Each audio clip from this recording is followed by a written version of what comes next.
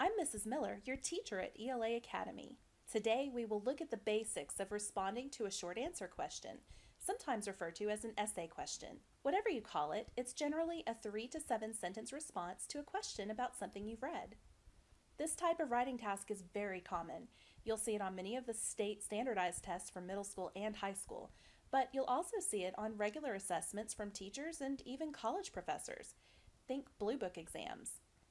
Since this video isn't targeted to a particular test, you will obviously need to make sure you are following the specific requirements for your writing task, but this should provide a solid foundation to work from. In this video series, we will focus on a general answering strategy that should fit most question types. Here are some of the questions you might see regarding literary devices or the essential elements of fiction. Theme, characterization, symbolism, tone, figurative language, and foreshadowing. Now, there are many more questions you might see, including questions that are specific to a particular text, like, why did Romeo and Juliet decide to get married in secret? But for most questions, the basic answer elements will remain the same. The first step is to answer the question. This seems obvious, but a common mistake is for students to simply summarize the evidence and expect it to speak for itself. So be sure to answer the question as clearly as possible. If you find yourself writing the word because in your answer, double check to make sure you haven't mixed any evidence or explanation into your answer.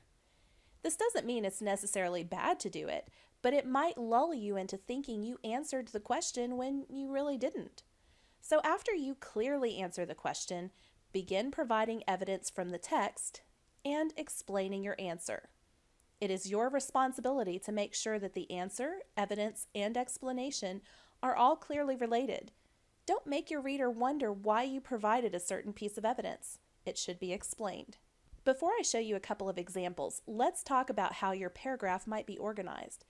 The simplest way is to have one sentence containing your answer, one sentence containing your evidence, and one sentence of explanation. But that might not work for every answer. You might just as easily find yourself adding an extra piece of evidence along with more explanation or all sorts of more complex responses. But it will still always boil down to the 3 basic elements. For today's 2 examples, we will use the poem Caged Bird by Maya Angelou. Scan this QR code to access the entire poem or just search for it online. The first step, once you know the question of course, is to read and collect evidence. What? Before answering the question? Most definitely. You would expect a judge to hear all the evidence before making a decision, right?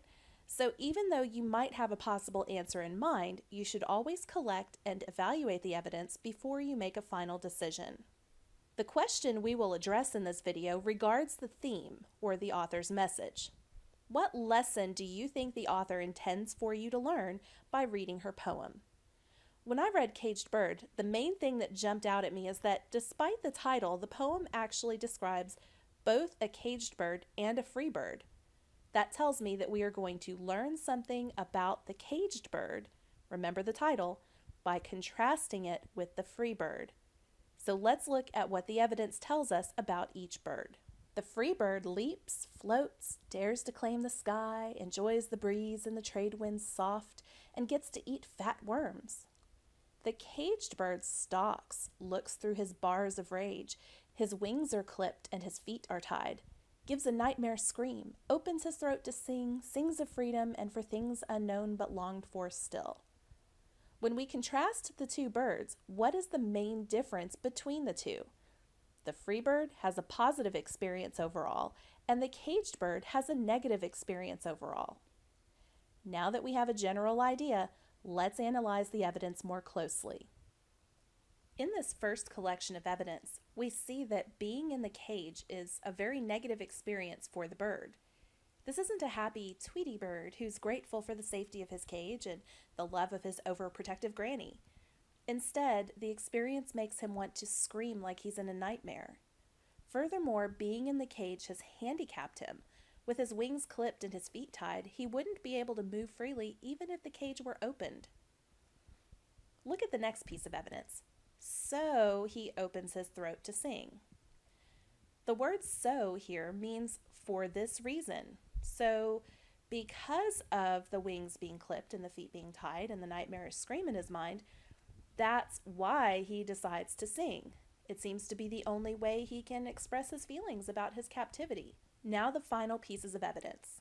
He may never have experienced freedom, but he feels in his soul that something better must be out there, and he wants it. He wants out of his cage, and he wants to move his body the way he instinctively knows he should be able to. He has not lost hope for freedom. Now that we have analyzed the evidence, we can answer the question. And remember, don't mix up evidence or explanation in your answer. That might keep you from actually answering the question. Remember the question, what is the author's message in this poem? Based on my thoughts about the evidence, I have decided that hope is possible even in the darkest circumstances. Notice that this is a rather general statement. It could apply to many other reading selections, not just this poem. That is what a theme will look like, a general life lesson. But when you present the evidence and explain your answer, you will need to relate it to this reading selection. So that brings us to step 3, explain your answer. This is where you explain your answer in more specific detail and show how the evidence helps to support your answer.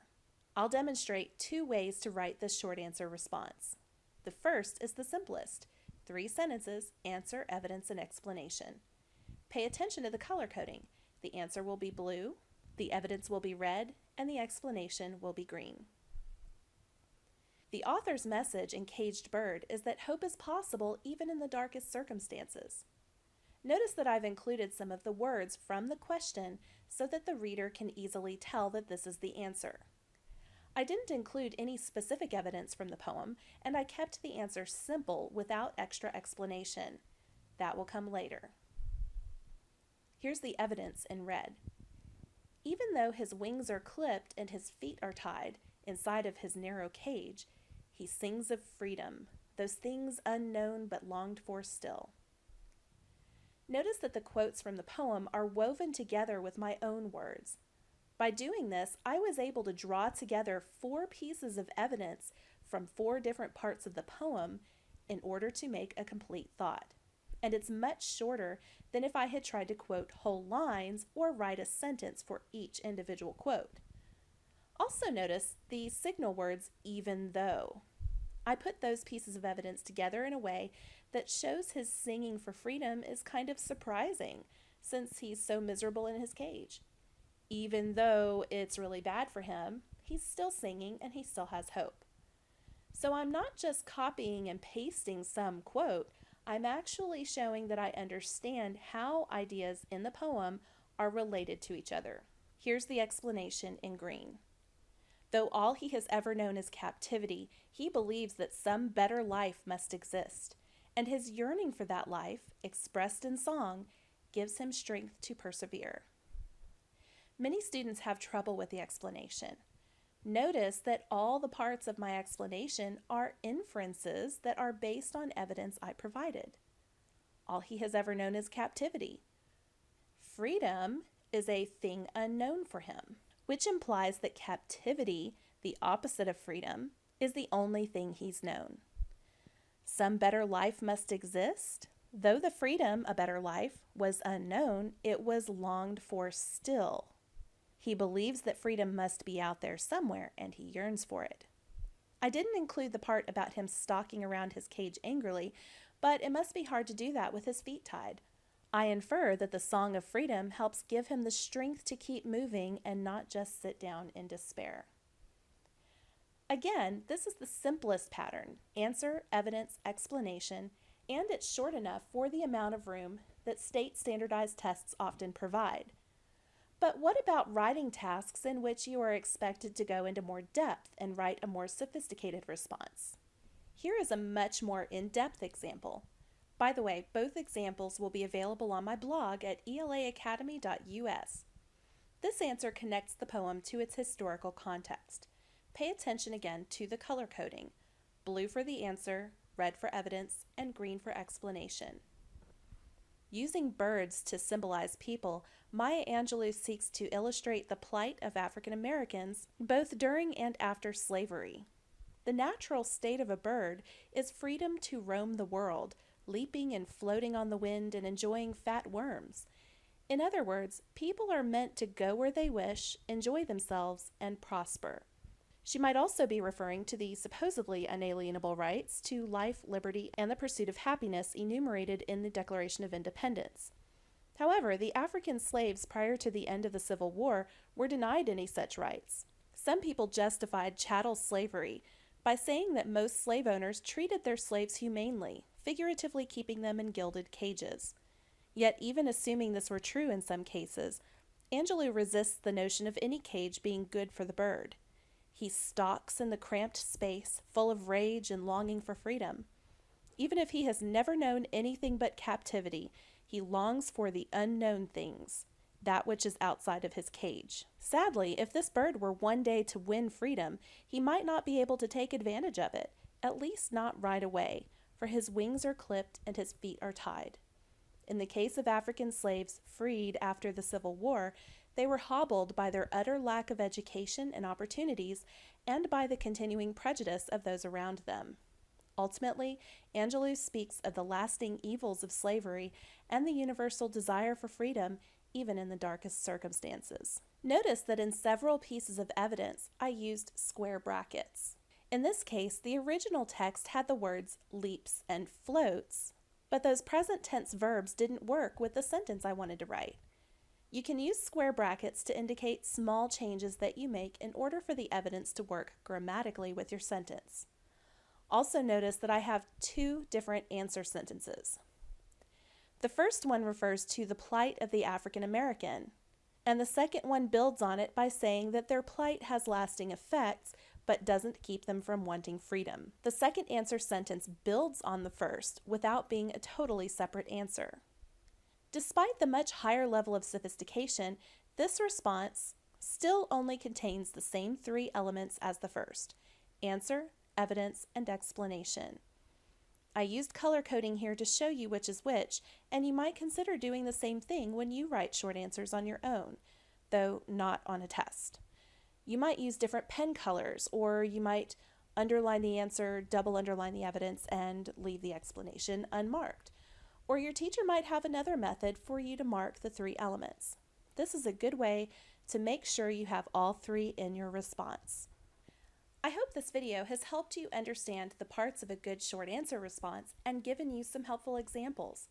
Watch for my next video, which will illustrate another common short answer question type. Don't forget to subscribe to my channel and follow me on Facebook, Twitter, and Pinterest. And as always, you can find supplementary materials for each video at elaacademy.us. This is ELA Academy.